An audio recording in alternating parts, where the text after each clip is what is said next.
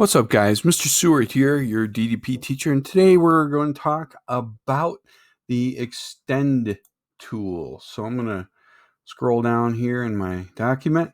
It says we're going to create a new part studio. You should have done that already, named it extended.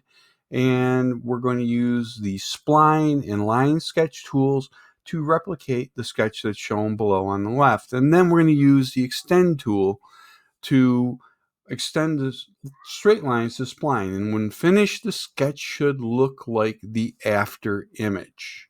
So back to the Onsape here. I'm going to start my sketch, put it on the front plane, look at it from the front, and I'm going to use my spline tool.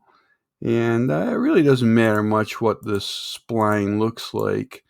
We can do a lot of different stuff here.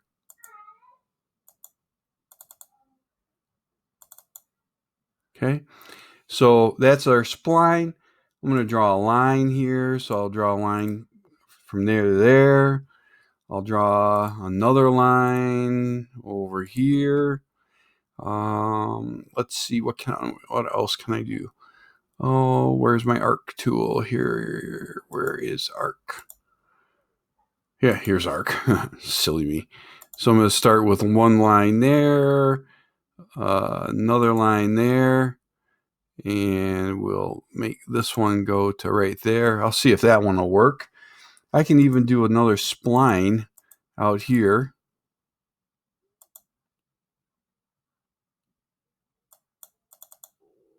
In space.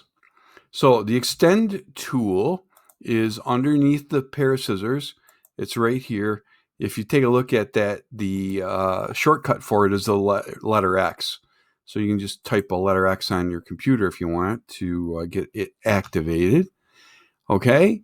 And then we're going to put, oops, here we go. Gotta find that again. Now it's hidden. Here we go. Extended. Okay. So what you have to do is you have to click the item that you want to extend and where you want it to extend to. So again, here is, I clicked on the item I want to extend, and I'll bring it over. The circle didn't quite intersect that, but you can also use the spline tool here. Typically, you can do a spline, and you can touch down there. Let's see, we can do this one over to here. I'll draw another arc and see if I can do a better job with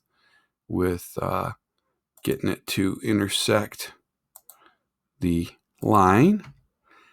And then we'll use extend again. Here he is.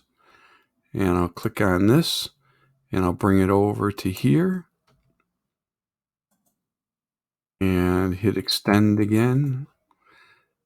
And bring it up to there. So you can use the extend tool quite a lot for a lot of different things. So the next tool, so we will go and get our little plus sign here, create part studio, and the next one's going to be called mirror. So I created my part studio. I'm going to right click, rename, and I'm going to type in the word mirror here, and that'll have us ready for the next tool.